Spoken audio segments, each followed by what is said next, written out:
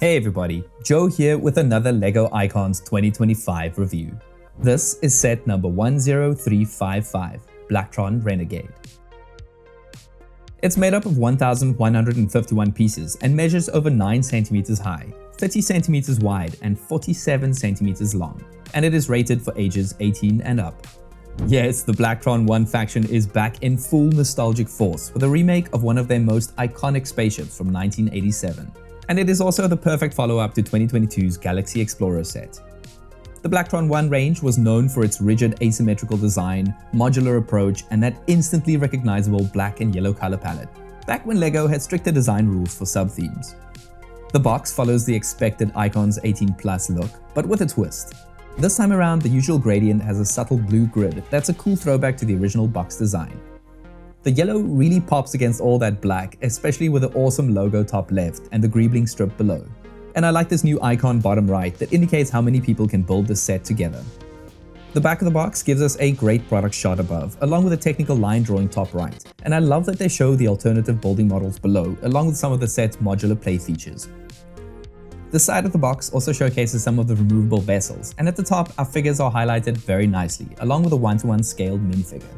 I gotta admit though that I do miss the retro box designs. But opening up the box reveals 8 paper bags in a variety of sizes, and some of them are huge. We also have 2 instruction booklets with a wild size difference, and wouldn't you know it, no stickers. The smaller instruction booklet has a few pages up front with a nice introduction to Blacktron next to a very nice design, and a picture of the senior designer with the 2 models, along with a quote from the design team. And both booklets also feature the little factoids I love so much scattered throughout the pages. It took me about an hour and a half to build the set, which was way quicker than I expected, because it just features some good old-fashioned LEGO building, for better or worse. This did make me question the 18+ age rating, because it's clearly just there for the nostalgic audience it's targeting. We start off with a smaller booklet that has you assembling one minifigure along with a little robot figure first, before moving on to the excellent rover. Once that is done, you assemble the other 2 identical figures along with the flagship's cockpit module.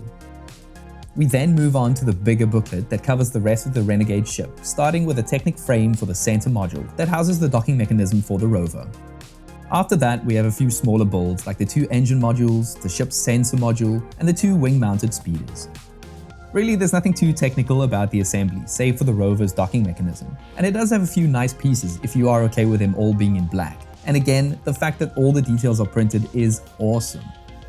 During the building process, you do get a good idea of the ship's modular nature and how it can be combined in different ways, which is cool. But once that is done, you should end up with these extra pieces. Now, onto the set. And the final result, once all the modules are put together, is pretty striking. Those strict design rules really shine through to make it instantly recognizable as a Blacktron vessel, and the black and yellow color scheme looks as great as it did on the original set. Speaking of the original set, while it is clear that this model was inspired by the 80s set, the increase in size has allowed for so much more detail. In fact, I think it's actually 1.5 times bigger than the original set. This gives the set a much more modern feeling while retaining most of the old school aesthetics. But let's take a look at the planet rover first. This is probably my favorite thing in this set. Again, the larger size makes it look pretty perfect. The build looks sturdy and well designed for its function, and the yellow angled windshield looks amazing. I love all the sloped pieces being used around the build, and the larger black wheels make it look super rugged. The yellow truck bed at the back has some mounted retro space tools, as well as the first of 3 included well-designed printed slopes. The bed also has plenty of space to place a figure or energy pods. The windshield can be opened up to give us access to a snug cockpit that features a classic yellow steering wheel, along with another of those printed slopes, and a new one that looks like a video communication console. And of course, it can easily seat 1 minifigure. There's no suspension for this bad boy, so don't expect it to go over rugged terrain, but pushing it along flat lunar surfaces works just fine. Now let's take a look at the Renegade. I really appreciate how it's instantly recognizable as the Renegade, thanks to that iconic asymmetrical design. There's tons of sharp edges and hard angles that lend itself to the villainous space faction that is Blacktron. The front of the ship features a printed Blacktron logo on a hexagonal flag piece, which is also angled downwards thanks to these clips. It's not as elegant as a straight up slope piece, but it's here because you can lift it up to reveal some lights and a laser weapon. And the cockpit benefits massively from the size upgrade, because lifting up the beautiful trans yellow recolor of the Galaxy Explorer canopy piece reveals not 1 but 2 seats. The back seat has another 2 printed consoles, while the front has a printed 2x2 tile featuring the sine wave and a targeting screen. Seriously, I really have to commend the graphic design team of this set. It is so detailed while still retaining the look and feel of the original design language. Placing the figures is a breeze, and they look awesome under the yellow canopy. On the other side of the ship, we have the communications module that is much bigger than the original, but I like the bulkier design along with those 2 trans red pieces. This chunky design can also be found behind the cockpit, and I love how they lead into these sections that feature triangular girders that make the ship look very industrial. There's also way more yellow incorporated into the design here compared to the original, but I really like it. Moving on to the wings, we get these black wedge plates with a grille that makes a return after about 14 years. This design complements the girder as well and does a good job to break up the dense black design of the ship. And I haven't mentioned this before, but I like the minimal use of red accent pieces around the ship. The wing-mounted space speeders have also been upgraded as they now feature the Blacktron logo made out of 3 yellow traffic signs. This adds so much to the overall design of the ship, and I love how the brickbuilt logos stand out. The undocked speeder is quite simple, but I like the overall shaping. The only odd thing to me is the fact that a minifigure needs to be standing to pilot the speeder, and the lack of controls is a bit of a shame. The back of the ship also looks way more impressive with those large engine modules, and those large red dish pieces sitting snug inside those round recolored yellow pieces works very well. The top of the center module houses not only the rover in the middle, but also these areas where the red energy pods slot in, which is a new addition for this version of the Blacktron. The instructions make a specific note on these around their inclusion, which is neat. Again, the printed elements around the pod are amazing. This printed slope with the illuminated glyphs would have 100% been a sticker in any other theme. And right in the middle is where you find the docked rover that replaces the cargo pod from the original set. This not only enhances the ship's overall look, but it's also here where we find our main play feature. By flicking this switch at the back, you can easily release the dropship.